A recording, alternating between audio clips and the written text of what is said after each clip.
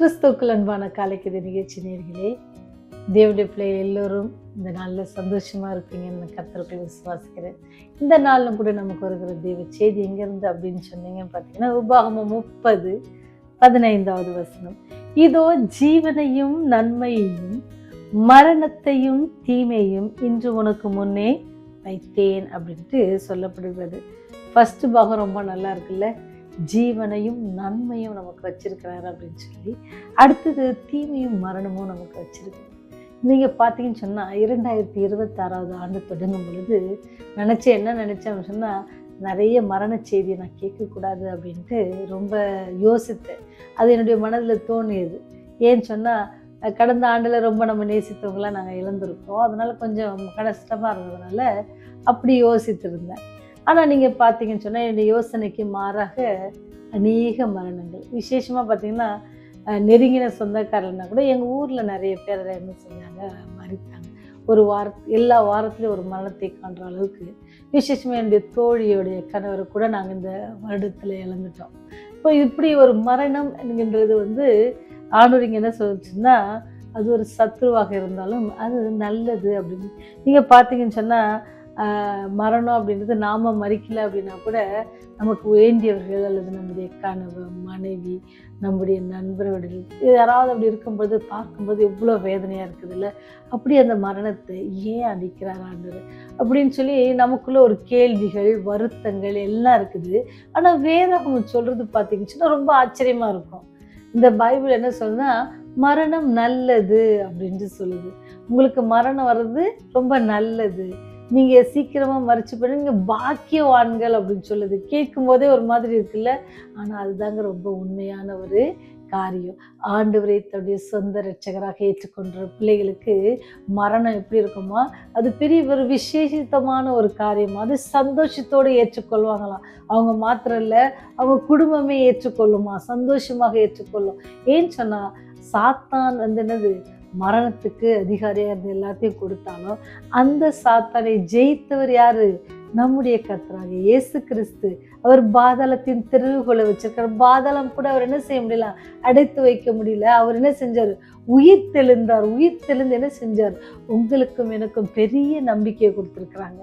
அதனால மரித்து இருக்கிறவங்களை குறித்து நாம் வேதனைப்படாதபடிக்கு, நம்மை விட்டு சென்றிருக்கிறவர்களை குறித்து நாம் வருத்தப்படாதபடிக்கு, நமக்கு ஆண்டவர் கொடுக்கிற ஒரு காரியம் என்ன அப்படின்னு சொன்னால், அவங்க எப்படி இருக்கிறாங்களாம்?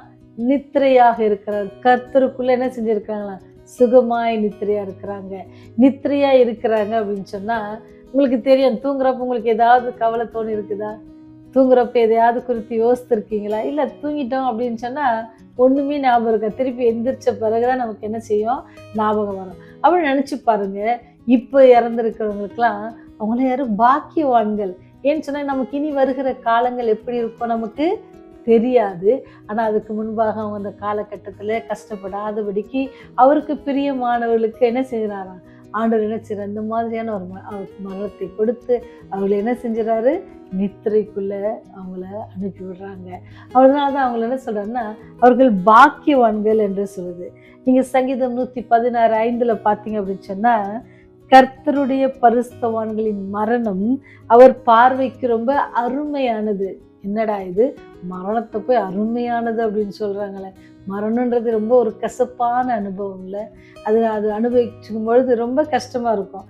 அந்த நாளை நினைக்கும் போது கூட என்ன செய்யும், ரொம்ப வேதனையாக இருக்கும். நம்ம அறியாமையே மனது என்ன செஞ்சிடும், கவலைப்பட ஆரம்பிச்சிடும். நாட்கள் அதிகமானாலும் சரி அல்லது நாட்கள் கொஞ்சமானாலும் சரி, மரணம் என்ற வார்த்தை எல்லாருக்கும் என்னது, வேதனை தரக்கூடியது. ஆனால் கர்த்தருடைய பார்வையில் எப்படி இருக்குதா, ரொம்ப அருமையானதாக இருக்குது. ஏன் சொன்னால் அவருடைய பிள்ளைகள் வரப்போகிற பாடுகளில் அனுபவிக்காதபடி எவ்வளோ அழகாக பாதுகாக்கிறாங்க. நம்முடைய ஆண்டவர் எதை செஞ்சாலும் ரொம்ப நேர்மையாக அல்லது நேர்த்தியாக ரொம்ப அழகாக செஞ்சிருக்கிறாங்க. அதான் நம்முடைய ஆண்டவர். உங்களை மெனவர் நேசிக்கிறார், உங்களை மென்னும் பாதுகாக்கிறார். உங்களை வருகிற கஷ்டத்தை தாங்க முடியாது இருக்கிற பிள்ளைகள் ஆண்டவர் என்ன செய்வார், எடுத்துக்கொண்டு அவர்கள் என்ன செஞ்சார், பொக்கிஷங்களாக சேர்த்து வைக்கிறார். ஒருவேளை உயிரோடு இருக்கிற நீங்களும் நானும் கூட அநேகருக்கு உதவியாக இருக்கலாம், அநேகருக்கு சாட்சிகளாக இருக்கான்னு வைத்திருக்கலாம். இன்னும் நாமும் அநேக காரியங்களிலிருந்து நம்ம திரும்பி வருவதற்காக நமக்கு நேரம் கொடுத்துருக்கலாம். இதெல்லாம் நம்ம உணர்ந்தவர்களாக நம்முடைய காரியங்கள் என்ன செய்யணுமா, சரி செய்து கொள்ளணும் அப்படின்னு சொல்லி சொல்லப்படுகிறது. மரணமில்லாத ராஜ்யத்தை ஆண்டவர் தர போகிறாருங்க. இவ்வளோ காரியத்தையும் நம்ம பார்த்து பயப்படுறோம், வேதனைப்படுறோம், கவலைப்படுறோம், கண்ணீர் விடுறோம். அது சொல்கிறாரு, நான் உங்களுக்கு மரணமே இல்லாத ராஜ்யத்தை தரப்போகிறேன், விசுவாசத்தோடு இருங்க.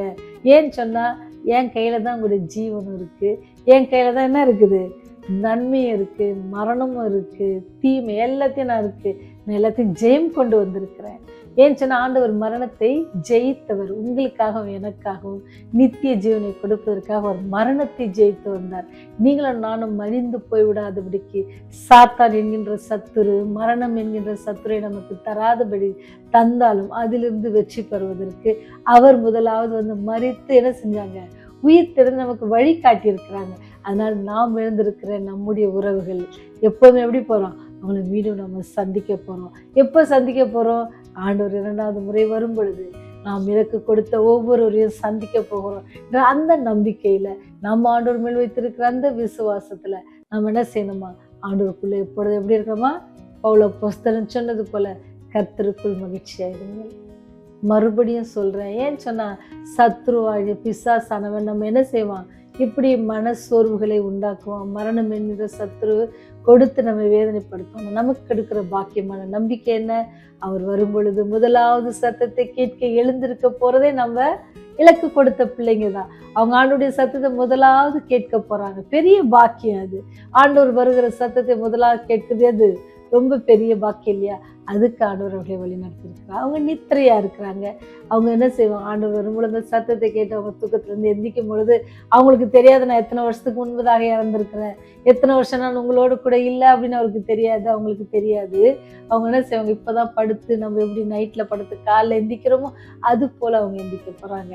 அதனால ஒருவேளை உங்களுக்கு ஏற்பட்ட அந்த மனபாரத்தோட கஷ்டத்தோடு இருப்பீங்கன்னு சொன்னால், ஆண்டவர் இன்னைக்கு நமக்கு கொடுக்குற ஒரு வாக்குத்தத்தம் என்னன்னு சொன்னால், நம்முடைய மரணத்தை நான் ஜெயிச்சிருக்கிறேன், அதனால் நீங்கள் கவலைப்படாதீங்க, அவங்க நித்திரையாக இருக்காங்க, நான் மீண்டும் வருவேன், அவங்கள எழுப்பேன், உயிரோடு எழுப்பேன்.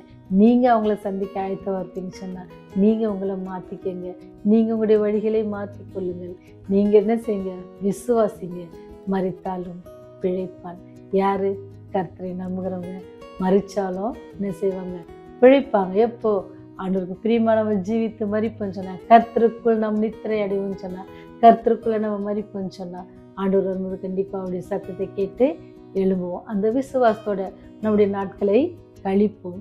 பழையதை நினைத்தால் அது இறந்தவர்களை குறித்து அதிகமாக கவலைப்பட்டு நம்முடைய உடல்நிலைகளை பாதித்து கொள்ளாதபடிக்கு தேவன் கொடுத்த வாக்கு தத்தங்களை பற்றி கொண்டு கொள்ளாங்க. அவள் அருமையாக தேவனுடைய பாதத்தில் நித்திரையாக இருக்கிறாங்க. அவங்க கல்லறை பாதத்தில் நித்திரையாக இருக்கிறாங்க. அப்படி இருந்தாலும் அவருடைய சத்தத்தை கேட்டு அவங்க எந்திப்பாங்கன்ற அந்த விசுவாசத்தோட நம்முடைய நாட்களை கழிப்போமா, ஜெபம் செய்வோம். மரணத்தை வென்றவரே, பாரதத்தின் திறவுகோலை உடையவரே, இந்த பரிசுத்த பாதத்தில் இந்த நாளில் எங்களுக்கு கொடுத்த பாக்கியமான நம்பிக்கைக்காக நன்றி, ஸ்துதியும் சோஸ்திரத்தை எடுத்துக்கொள்கிறோம் சாமி. ஆண்டவரே, இந்த உலகத்தில் சத்ருவானிய சாத்தான் மரணம் என்கின்ற பெரிய காரியத்தை கொடுத்து எங்களை வியாகுலப்படுத்தினாலும் கூட கவலைப்படாதீங்க, அவங்களே நான் உயிரோடு எழுப்பேன்னு சொல்லி பெரிய நம்பிக்கை கொடுத்துருக்கீங்களே, நன்றி ராஜா. உண்மையில் மறிக்கிறவர்கள் ஆண்டவரே பயப்பட தேவையில்லை சாமி. உண்மை விசுவாசிகள் பயப்பட தேவையில்லை ஆண்டவரே. உண்மை பற்றி அறியாதவர்கள் தான் சாமி மரணத்தை குறித்து பயப்பட வேண்டும்.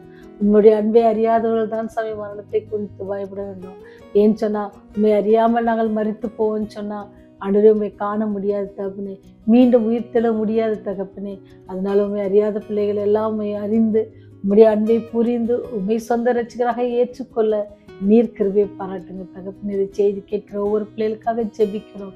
மனபாரத்தோடு வேதனையோடு இருப்பாங்கன்னு சொன்னா அப்படியே கண்ணீர் கவலையெல்லாம் நீக்கி போட்டு ஆண்டவரே மரணமில்லாத ஒரு ராஜ்யத்தை அமைக்க போகிறீங்க.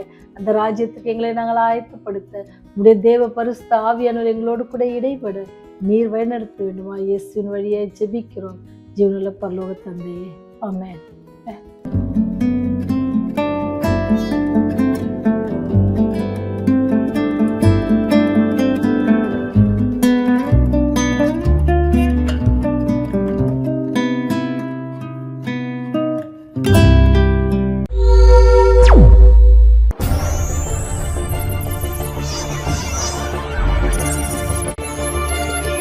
நீங்கள் பார்த்துக் கொண்டிருப்பது உங்கள் ரிவைவல் டிவி.